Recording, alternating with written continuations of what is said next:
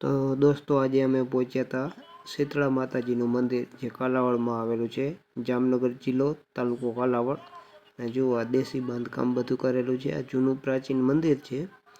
ખૂબ સરસ પ્રટાંગણ પણ અહીંયા આવેલું છે. તમે જુઓ આવો કંઈક બાંધકામ નજારો હોય.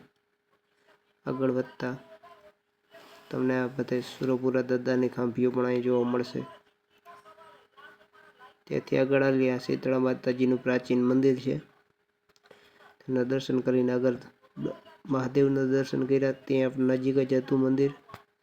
ચેનલમાં નવો હોય તો સબસ્ક્રાઈબ કરજો, ફેસબુક ઉપર હોય તો ફોલો કરજો, લાઈક કરજો. આ છે અન્નપૂર્ણા માતાજીનું મંદિર. ત્રણે ત્રણ મંદિર ત્યાં જ આવેલા છે. એક વખત જરૂર વિઝિટ કરજો. ત્યાંથી આગળ હાલી અને ઘરે પહોંચ્યા તો સાંજનો સમય થઈ ગયો હતો અને આવો કંઈક નજારો હતો. તો કીધું ચાલો સૌ તમને પણ બતાવીએ.